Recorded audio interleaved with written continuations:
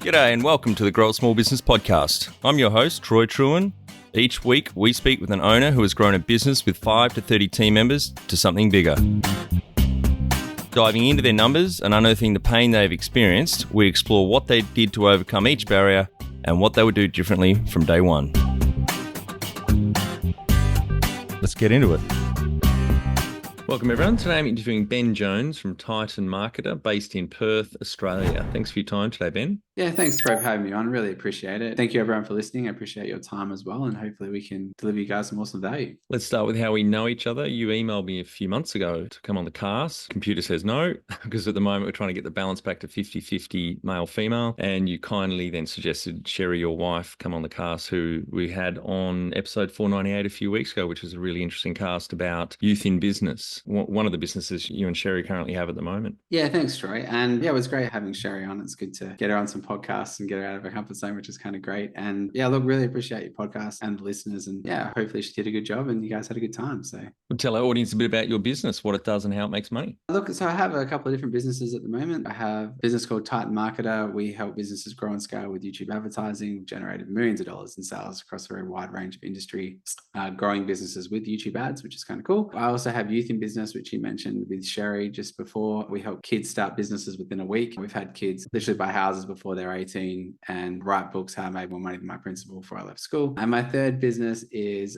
complete prospecting, where we're involved in mining tenements and gold mining, actually, and either the land around it or how to use it. That's kind of what I want to get up to. Great. Well, maybe let's start. Give us a bit more details around the mining business. That sounds quite intriguing. Yeah, so the mining business actually started just after COVID. I was running a different business at the time and I was flying around speaking and doing a bunch of things. Being in Western Australia, they just locked us down hard. We couldn't leave the state for over 18 months. And as a speaker and coach, that is a bit troubling. My cousin / business partner now, we went out and did a bit of gold prospecting just with detectors on some ground. He's like, oh, do you think we could turn this into a business? And I was like, yeah, why not? At the time, we couldn't hire any detectors. So we started a detector hire company, just hiring out the detectors. And then from there, we started going out with just some cool people. I was out with a mining tenement lawyer at one point, and he was talking about how he started acquiring, like leasing the ground from the government where all the gold and the resource is. And I was like, that's got to be cool. How do we do that? And then probably over the space of the last 2 years, we've got over 50 tenements now. We've just signed a mining contract with one of the guys from Aussie Gold Hunters, going to come mine one of our projects, break ground on that. It was supposed to be before Christmas, but it's looking like January at the moment. And we're sort of just connecting people with ground and starting to mine our own, which is kind of exciting. That's sort of how that. Then do you have much of a team in that business? Because I assume you've got to go out and get confidence on the land before you lease it. We have a geo that helps us. We have some lawyers, but they don't work for us, right? Like, so they're engaged. Team-wise, there's the same team that I have, like my PA, my operations manager, and then a couple of my web dev marketing people who might help us do some of the ground. But primarily that'd probably be, of those guys that do work for me, probably 20 or 30% of their workload, well, the majority of what they're doing is focused on Titan. That is kind of a cool thing when you've got a team and you start something else, you can grab some key players and be like, hey, can you focus a bit of your time on this? And it's much easier than just if you just try to do it from scratch and you had to hire those key individuals. It's way more expensive and harder, right? And Titan, so you solely focus on YouTube, helping businesses advertise on YouTube. Maybe tell us a bit about, did you start out with that niche and that very focused, or kind of found your way over the years? Yeah, so sort of found my way over the years. I was going back a little ways. My introduction into online business was buying online businesses. I think we just mentioned I actually did Matt and Liz Rad's course many, many years ago. And in 1 year, we bought like over 30 online businesses, my brother and I, and we got smashed by the SEO gods and they all fell over and I had to get into affiliate marketing. It's a big, massive journey. But anyway, we sold them all off a couple of years later. My brother went traveling and it was fantastic. One of the problems there was we didn't know how to hire staff and we just had all this stuff and it was just a massive mess. But anyway, so it went well and he sold off everything. We sold off everything and I moved on into something else. And that's where Youth in Business kind of started in the journey. But I guess coming back to your original question of how did Titan start? I mean, around that time, we were doing a lot of marketing and a lot of Facebook marketing was kind of the key. So, I mean, I go back all the way back when it was SEO and everything was big before Panda and Hummingbird and all that came along. Cute animals smashed everyone around us. And then we moved on into Facebook ads. They were all the rage. And I hated the idea of paying for Facebook ads. And I remember I was into real estate investing. That's kind of how I left my job. I was like into real estate investing, and I was like, I need to invest in businesses, and that's where the online business stuff come from. And the whole thought of having to pay for ads and Facebook and social media. I grew up on a farm, so the idea of all of that was just like ridiculously annoying. And in the end, I was sitting down with a business mentor of mine, and he was saying, he goes, look, where else in the world can you spend $1 and make a return on that dollar within the first month? And paid ads is literally the best return on cash that you're going to find anywhere, if you can do it properly. I later went on to learn that like you need to be getting at least 2 or 3 times return on that within a month period to really make it profitable. And to me, like to this day, I'm involved in all sorts of different investing things. Like that is still probably, if you can do it profitably, it's still probably the best money you're going to spend. Right? Yeah, it's printing money. The 2 to 3 times spend, are you talking ROAS, return on advertising spend, or LTV to CAC, lifetime value to CAC ratio? We do a return on ad spend. You can do the CAC ratio if you want to. It really depends on the business and where they're at. If they're bringing on investors and they just want more app downloads and that sort of thing, they're not going to be doing return on ad spend, right? So like I'm probably talking more service-based businesses, lead gen strategies, even e-com. E-com needs to be at least 2 to 3. We got to have a whole thing with Titan. We'll only work with people who can get a 2 to 3 times return on ad spend. Yep. You need to figure that out first before you go spending money on ads. But yeah, anyway, so for me, we were spending heaps on Facebook ads, and that was kind of the next, fast forward 5 years or something crazy. That was really the next big thing. The problem that we had was Facebook kept shutting our accounts down. I'm sure if anyone's run Facebook ads, you're familiar with this pain. I was running a big youth and business event. We'd spent, I don't know, 20 or 30 grand on a room. We'd already spent 5 grand on marketing, but we had like a 20 grand budget to spend, and I couldn't spend it anywhere. And the very next day when it happened, I was flying to China. And this was before the days of VPNs and stuff, right? So there was no Facebook or Google in China, and I had to figure it out. As most business owners do when they don't have any idea, they just throw money at a problem and hope it goes away. I threw some money down at a Google Ads agency, and I said, make this work. I need this room full. And I got a couple of members of my team, and I said, you guys independently have this budget, go away and see what you can do. And I left. I came back just over a week later, and as it turns out, we did a better job than the agency. Who would have thought? Wow. And I assume your team, they dabbled with YouTube ads? At the time, YouTube ads, I'm going back probably before YouTube ads were really a thing. Yeah. This was search, like primarily search ads. So yeah, we grew that. And then I was kind of like, hey, look, there's another universe other than Facebook. And we kind of did that for a couple of years, fast forward another couple of years. And then by that point, YouTube ads was coming on rather strong, and 70 to 80% of our budget was in YouTube ads. And then COVID came along, and Marcus, my now business partner, he was running some ads for us while I was traveling and things. And we joined forces and created Titan Marketer. And at the beginning, we were doing the whole Google Ads platform, but same thing, 70 to 80% of everyone's results were all coming from YouTube. So then probably about 3 years ago, we doubled down on just doing YouTube. Yeah, it works really cool. Yeah, great. And you mentioned Matt and Liz Rard before from the E-Business Institute and Brisbane Angels. I had them both on the podcast a few months ago, episode 453, and Liz was 457. So we'll link through to those in the show notes. Do you want to just go back how you started out? Anything else in your journey?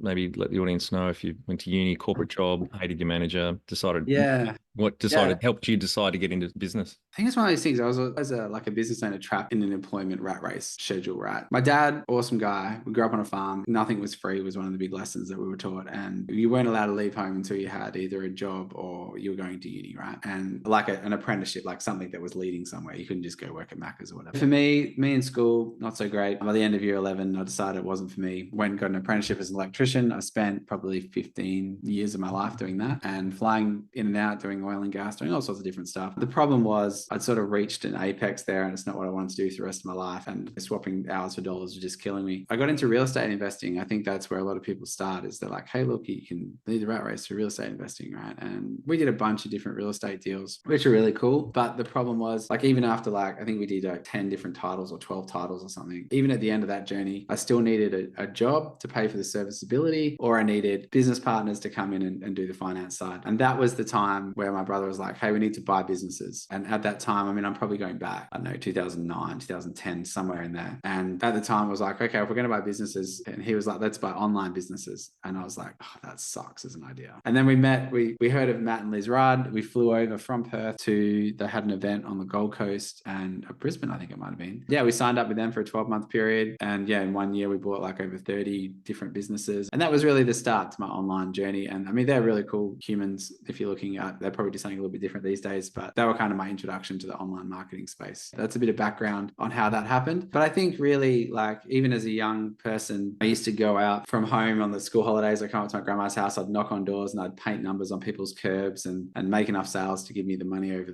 the school holidays. And I think when I talked to my family or about like, oh, hey, what about starting a business? It was always like, hey, it's risky, get a job, it's more safe and secure, that whole chestnut. And that's kind of where Youth in Business started as well, because the transition from going from employee to employer or business owner is a massive one. And if we can learn the skill sets of a business owner as a young person before you have to like go through the pain of unlearning all the crap that you learn as a business, as an employee, like that would have saved me decades of my life. And that's where Youth in Business has come from. So we'd spoken about. Yeah, I love that concept. And I think I said to Sherry, I'm certainly going to have a look at that. And with my daughter, she's 10, because she's very interested. She's already got 2 businesses. She's at me to start a third one. She started when she was 8. So, yeah, I love it. Well done. yeah, That's so cool. it's great. My ex said, yeah, well, the apple doesn't fall too far from the tree, which is very true. And you would have helped hundreds or thousands by now, just briefly on Youth in Business.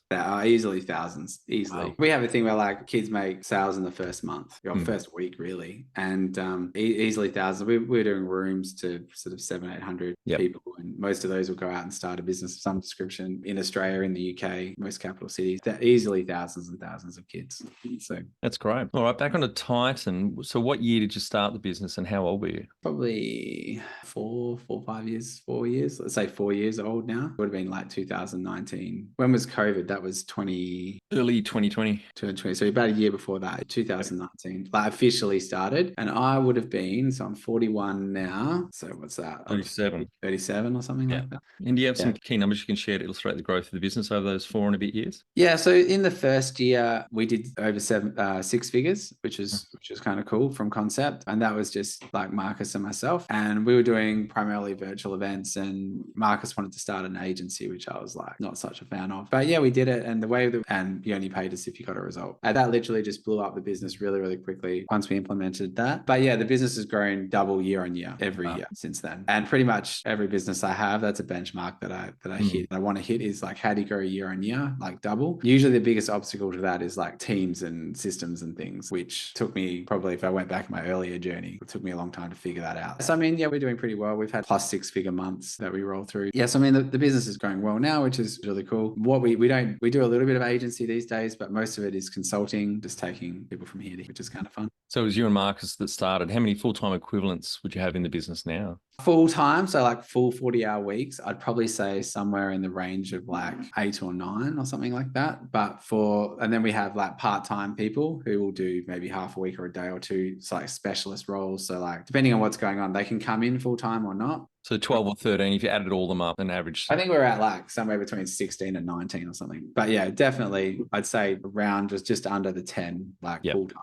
Yeah, but then you add the part-timers together to make equivalent full-time, it'd be what? 13-ish. That's great. Awesome growth. When was the moment you felt like you had succeeded? I'll let you know when I get there. Common answer. What does success look like to you? It changes over time, to be honest. I think when I first started out in business, it was numbers based. So it was all around like, when I get to this number, like, I will have done this. Problem with that is you get to that number and it's like, well, I don't really feel like anything's changed. For me, like nowadays it's more around freedom of time, freedom of choice. And I guess for me, like freedom of doing what I want to do. For me, it's probably like success for me is more about like, and that goes in things like sometimes I'm doing really good at it. Sometimes I'm not, like definitely not perfect on that front, but that's probably more what I'm striving for. Like, and things that can give me freedom, like, on my big goal list, I'm like, hey, let's buy a jet. That'd be cool because I'd have the freedom to go wherever I want. That excites me way more than, hey, wouldn't it be cool if we did 100 million? Things around freedom are kind of cool. Perfect question for you. Number one thing you'd recommend to marketing a fast-growing business? This is going to sound counterintuitive, but the marketing is the easy part. It's the back-end systems that you're going to struggle with. For example, if I said to you, look, you need to spend here's $1 million budget to spend on marketing, your business would break before your marketing does. And we see that a lot. Like we give away like a 100K in a 100-day award. So if you can do 100Ks in sales from YouTube ads in 100 days, we've got a whole bunch of people who've done it. But we literally have a bunch of people who I'm like, spend more money on advertising. They're like, we can't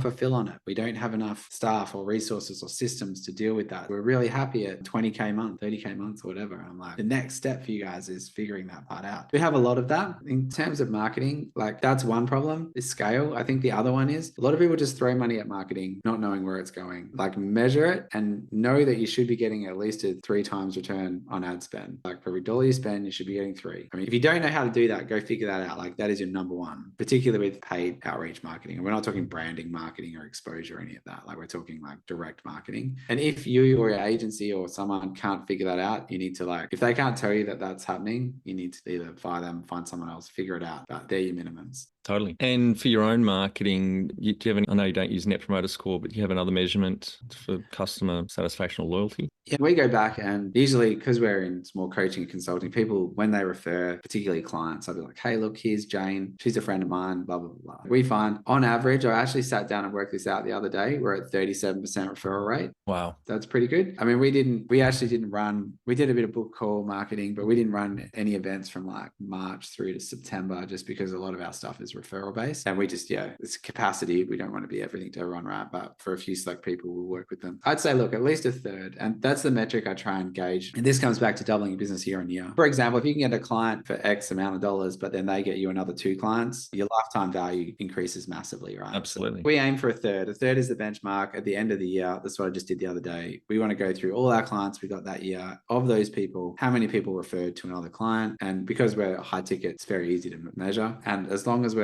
plus 30, then I'm usually pretty happy. How did you fund the business? I've never taken a loan to fund a business. The way that I would do it is just get out there and make some sales, right? So very big on the concept. And we're in youth and business, we teach the same thing. It's like sell it before you build it. Go out there, sell it, have a really good offer, be willing to help people, get as many testimonials as you can early, and then just work your network. Yeah, so really, really big on that. We've always started with not a lot. Just get out there and do it, make some sales, whether you're filling a room or filling a webinar or just going out there, reaching out to people. Like it's literally as simple as going out there and helping people in some ways. If you've got a good lead magnet or something you can go help people with, it's actually good, not a crap one, like something you can actually go help people. It's probably easy as it had to be. Go out there, get that out to as many people as you can, ring them once they use it, make sure they got some value out of it, and they will become a client. Make a ridiculous offer, like we'll work for free for 2 weeks and you only pay us when you get a result, whatever it is. And then once you've got cash flow and stuff coming in, go from there. From get up to go, depending on what you're selling, you really got to get to the 10K a month mark as quickly as possible. You then have money to spend on ads, spend on marketing, promotion, get some staff,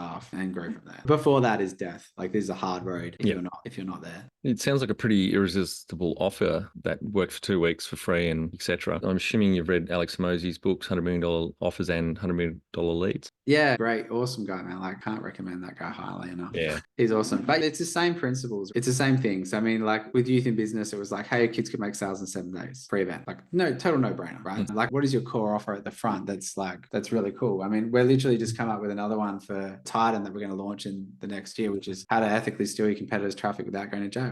I love it. And so have something really, really cool that you can give people, right? That actually helps them in some way, whether it's an event. If you're going to do a webinar, make sure you give stuff away on the webinar. It's actually valuable. And I can't stress this enough. Be okay giving away the secrets, but the more you help people, the more they'll want to come work with you. And then the whole key is to create more demand than you can supply. For our agency, there's a wait list. Whereas when we first started, it was like, hey, let's create a big surge of people. Everyone's got to start somewhere. If you were to start up today with plenty of funding, would you go into your industry? I probably wouldn't, not with funding, because if I was starting up, I wouldn't have the systems in place to deal with the inflow, like if that makes sense. Particularly in the marketing space, like you need to get your first 5 clients, your first 10 clients, figure that out, then grow. If I tried to take on 100 clients from day one and I didn't have all the back end for it, I think it's just either going to be very, very stressful or probably not how I would want to roll, if that makes sense. However, in the mining space with funding, yeah, all day long. That way it's more about, let's get some drilling, let's get this, let's get that. They're just different industries.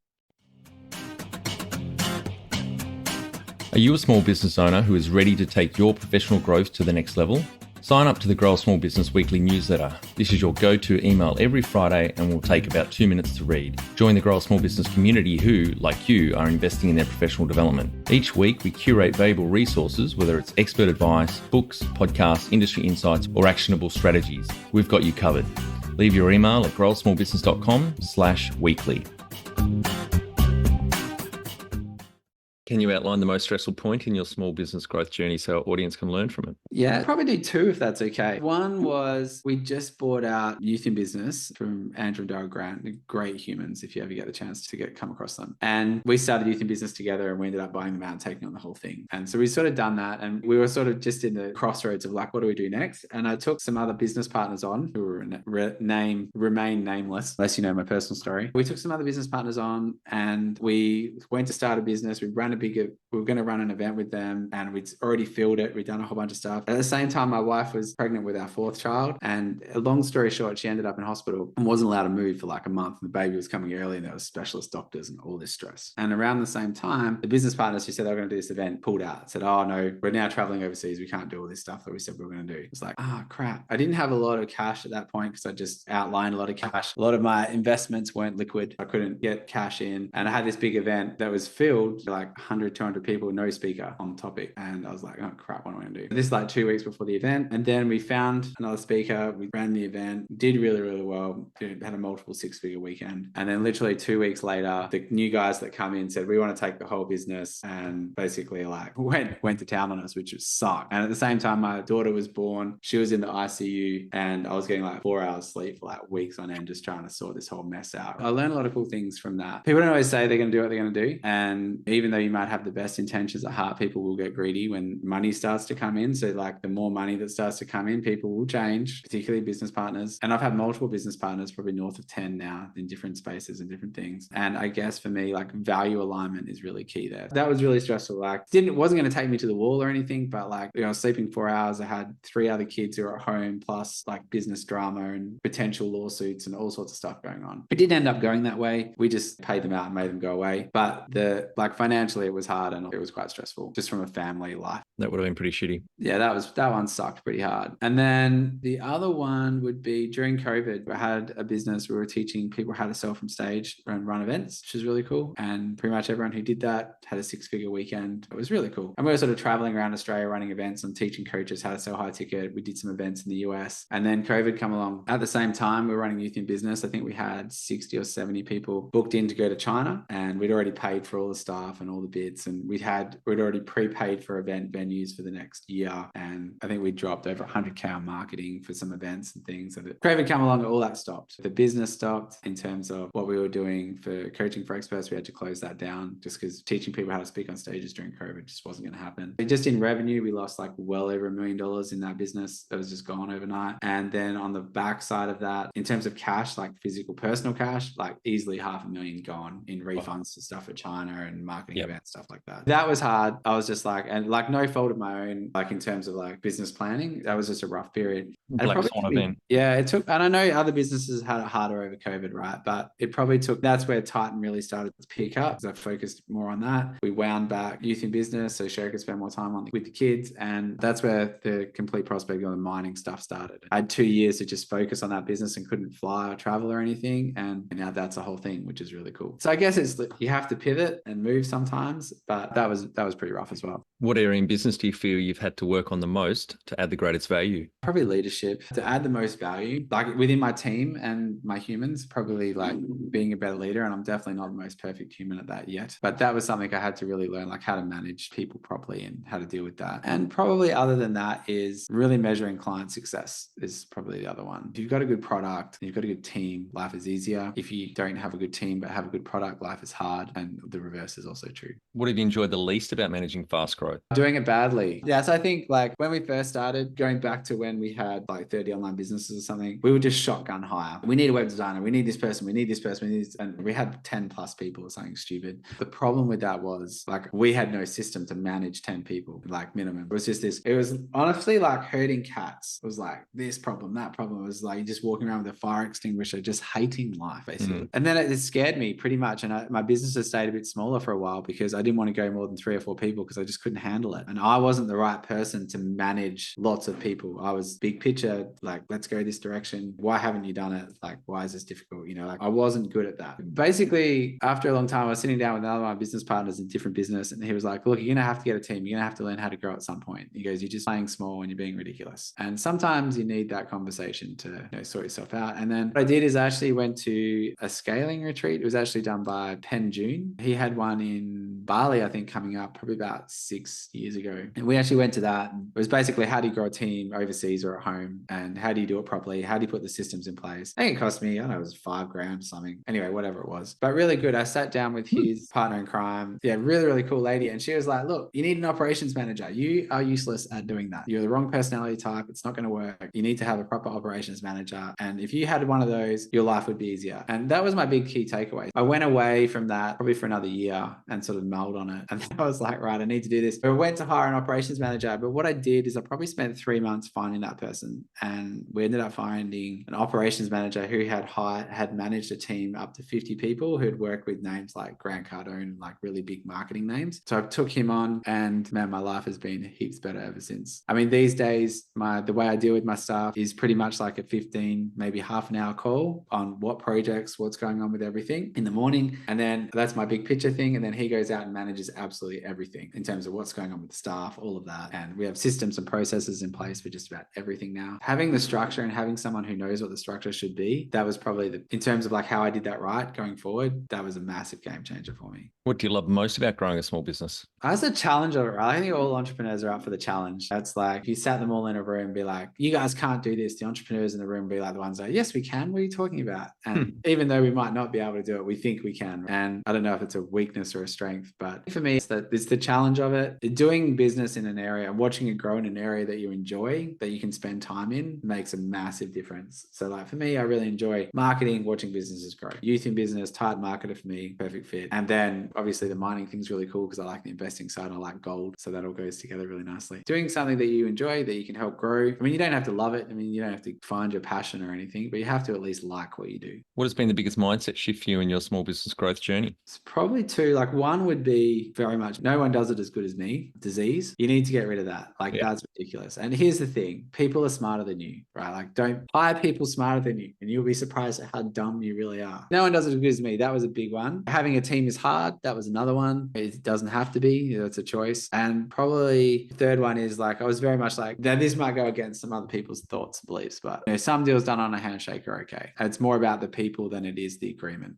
The number one habit you think a small business owner needs to develop and maintain? What are your sales for this month and for the next quarter? Everything hangs off sales. If there's no problem in your business right now, you cannot fix with more sales. I would be very much on that. Like, what's our sales? What are we doing in sales this month? And what are we doing for the next quarter? And being really focused on the next quarter instead of the next month. I find that the quarterly works really good for me. Obviously, have your year-long goals and the things that you're working towards, whatever, but make it a non-negotiable that you hit your sales target that month. And don't be blaming other people. Oh, Facebook turned my ads off, or we couldn't do this, or we couldn't do that. Like, man, if your sales are down, pick up the phone, ring some leads, like figure it out. Like no one is coming to save you. So that'd be my big one. Like you need to learn that attitude, I think. Can you talk to how you've added people to the team, some wins, mistakes, and advice for those listening? Yeah, hire ninjas. Don't hire just everyday people. And I talk about this a bit actually. We particularly do a lot of hiring from the Philippines. Here's a couple of pro tips. If you're going to hire, make sure that somewhere in your job description, make it very long. In there, you've got like the word, whatever the title is in the word ninja, and they have to reply back to that with that word. That way you get a detailed oriented person. Only interview people who give you a 1-minute video. If they don't give you a 1-minute video, get rid of them. If you just did those two things, you're going to hire better people. On top of that, hire 2, fire 1. We hire 2 people, tell them that they have a 2-week trial, give them the same work and see who does a better job. And then from the get-go, they know that you're only hiring the performer of the 2. And that sort of sets the tone really well. That's sort of something we do in our hiring. The other thing than that is we're happy to pay more to get the right people. Just because someone's $2 or $10 cheaper is not the person. Like we want to work with, I mean, it's like soldiers. Like, and if you take the army, for example, anyone can go get a foot soldier. Trying to hire someone who's been a Navy SEAL or an elite soldier in their space. If you had a team full of Navy SEALs or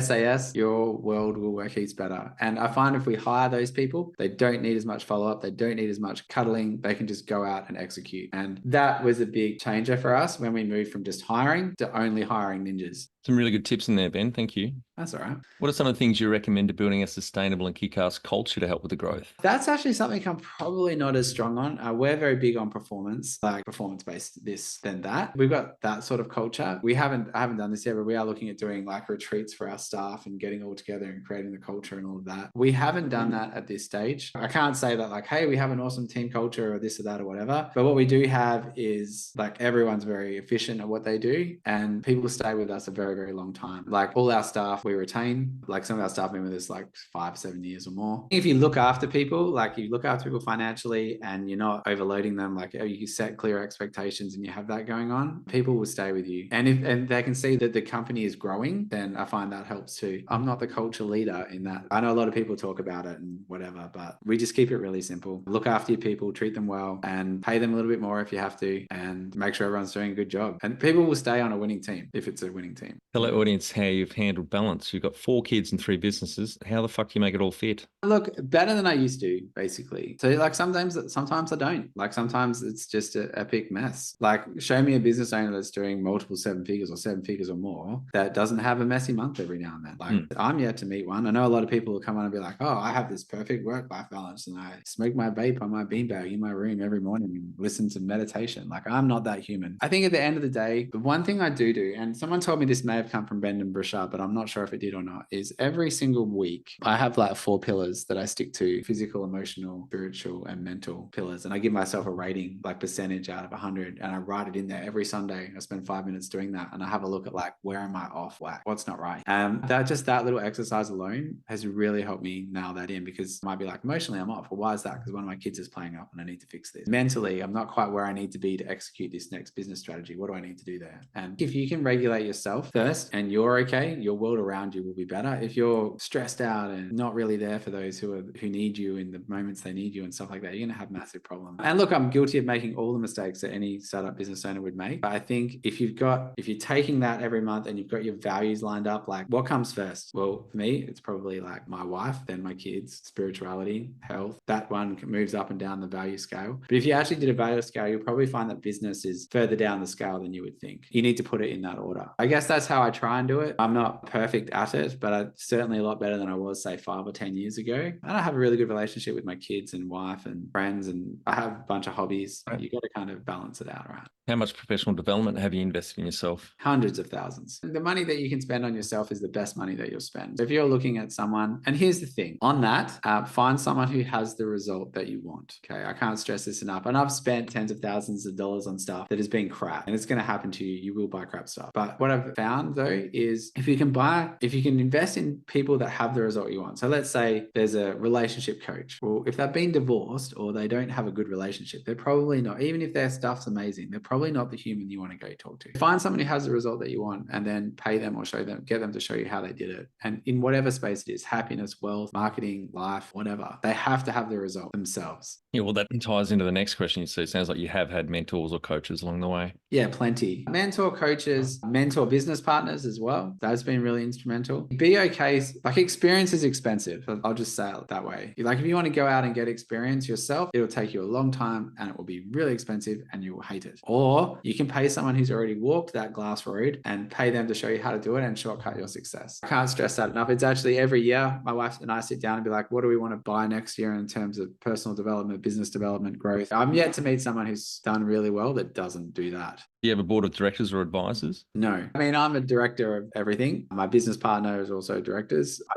Advisors, I guess you could probably say, like, if I'm paying for mentors for advice and stuff like that, yes, but they don't hold an ASIC position, or they're not on my paperwork, if that makes sense. And you're one of the few we've had on that's exited businesses before. Have you got any advice for the audience listening that may be thinking about exiting one day or should be thinking about it? Yeah, look, I've exited well and badly. And I think if you've spoken to anyone who's done multiple exits, that will be the case. Let's start with badly. As a business owner, you should take responsibility no matter what happened, even if the person you're dealing with were flogs. And that's going to happen to you. People are going to take advantage of you. Like I've been stolen from, cheated from, wrongfully sued, you name it, it's happened. And I think that's just par for the course. Badly is taking on business partners who didn't have the same value tree as me. Like they didn't value the same things. Low integrity is a big one you got to watch for. And finding people with the right values is really key. So badly exiting, every time that's happened to me twice, in both cases, rather than deal with the backlash, I've just paid more to get out of that situation. Because the amount of energy and drama and everything that can go into that situation is ridiculous. Like even if it costs you an extra 100 grand or an extra 50 grand or 200 grand or whatever, and you can then pay them off, move on into the sunset. And I've left them with the business both times. Like you guys take that, I'll pay you out of way more than what the business is worth. You guys go deal with that. And then what that allows me to do is go focus on the next thing and just try not to get caught up in the minutia. And that advice actually came from someone who had exited more times than me and was like, you can fight these things, you can go to court, you can have all these dramas, and it literally eats at you, right? Like, because you're like, how could they do that to me? We were friends. And it's just easier emotionally and the whole deal just to pay them out more than what you think they're worth and walk away. And that will take the offer every time and go find another opportunity because there's heaps out there. That would be one piece of advice, having exited twice badly. Exiting well, that has gone where basically I've bought out another partner and said, hey guys, would it be okay if, like, I love what we're doing together and that's really great, but if you're open to it, I'd love to buy the business out for X. I'm happy to keep working together if you want. And some business partners will just be like, yeah, man, buy me out. I'm ready to go do my next thing or whatever it is. And that's worked really amicably. I've done that with like my brother. We did that with 30 businesses that we had. I kept some of them. I bought him out. He went traveling. Youth in business, I bought Andrew and Daryl out. And we then started another business 3 or 4 years later together because the relationship was still really good. Whichever way you do it,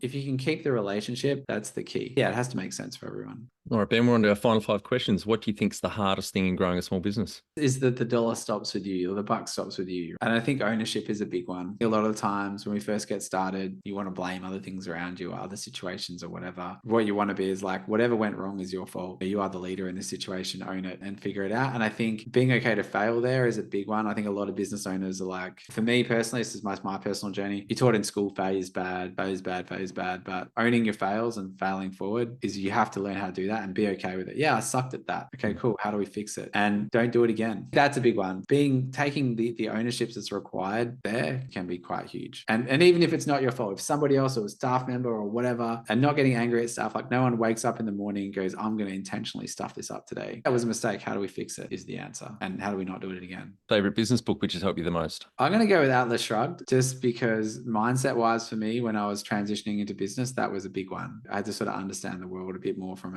like how the world works in the world of business, if that makes sense. So my perspective was very employee focused because that's what I'd done most of my life. That was a big changer for me. What was the title of the book? Atlas Shrugged by Ayn Rand. Okay, well, I haven't heard of it. Yeah, so that's probably one of my top 5. But for me, it's not so much, I guess it is a business book, but it's more a story-based book. Basically, the plot goes something like, if all the business people and entrepreneurs in the world stop being business owners and entrepreneurs, what would happen? Like if we all just decided, no, we've had enough, we all just want to work for someone. And basically, the story goes from the Titan god Atlas, if you will. If he just woke up one day and shrugged the world off, what would happen? And that's Atlas shrugging. And in the story of the book, all the entrepreneurs leave and they go somewhere else and they start their own community and the whole world starts falling apart. Well, most developed countries, small business generates 60 to 70% of the jobs in those nations. Yeah, it's a massive thing. That's a cool book. Go read it if you want. But I guess the other thing too is, this is why I'm so passionate about starting young people becoming entrepreneurs. Because even if they learn the skill set of business and they understand that they can go out and start a business and whatever they're passionate about, that will literally change economies. Like we have a whole thing where kids can start with $20 and turn it into like more money. Even if they learn how to do a couple of $100, which would be rare, like that would be a bad result. And people were down to their last $20 and they learned how to sell. We could end world hunger, teach skills of business throughout whole generations. That is poised. If we could teach that to kids, man, that's going to change the world. Yeah, anyway, I'll jump down off my soapbox. But any great podcasts or online learning tools you use for your own professional development? Podcasts I probably don't do as much as I should. I do a lot of audiobooks. I find like reading for me is hard, like just physical books. Like I have a lot of books that I can do it, but I'll usually audiobook it, then read the physical book. That makes sense. Audiobook while I'm doing some exercise or whatever, I can get lots more of those in, at least 1 or 2 a month. Whereas if I had to sit down and read, that would be really hard. Particular books and things I follow. I mean, we mentioned Alex Hormozy at the moment. I mean, if you're just starting out, that's a great place to start. Follow some of his content. Layla's pretty cool too. The other side of that would be like, learn about what the next thing is that you're struggling with. If you're struggling with staff, read a book on how do I get better with staff. If you're struggling with marketing, read a book on, well, how do I do that better? If I'm struggling with leadership, read a book on that. And then another thing that I started when I was younger was probably about 10 years ago was I found it really hard hard to read non-fiction books, so non-story books. What I would do is I'd say, right, for every fiction book, I'm going to read a non-fiction book, until what happened was eventually I got really interested in non-fiction books around topics that I'm interested in. One tool you'd recommend to help grow a small business? Just be really clean on your numbers. Get a bookkeeping software like Xero and just get really, really clean on it and understand, like, what are your expenses this month? What are you trying to do in terms of sales? And manage your cash flow. One tool, like, I know that's not a natural tool, but that would be one. If you're looking for the next step for that, is just a small end CRM or something that you can email out and get in contact with people and follow up to make sales. Your favorite low budget CRM. Finally, my favorite question. What would you tell yourself on day one of starting out? Learn to sell. Great advice. That'd be like, hey man, you need to learn how to sell. As the business owner, you need to be able to sell your stuff and get that across the line and lead on that. For me, that would be probably the thing I needed to learn at the beginning. Awesome. Thanks so much for your time today, Ben. I really enjoyed our chat. I'm sure we could talk for a few more hours. Congratulations on the growth to you and Marcus and the team and all your other businesses. But for Titan, starting around 5 years ago, going from the two of you to a full-time equivalent team around 13, that's phenomenal growth. Congratulations to you both. Oh, no, thank you, Troy. Thanks for having me on, and thank you to all the listeners as well. It's been great sharing this time with you, and if there's anything that I can do to help you, Troy, just let me know. All right. Thanks, Ben. And for our audience, we'd greatly appreciate a review in iTunes or whatever platform you listen to us on. More reviews means we bubble up higher in iTunes, etc. So more business owners looking for podcast help with their growth will find us.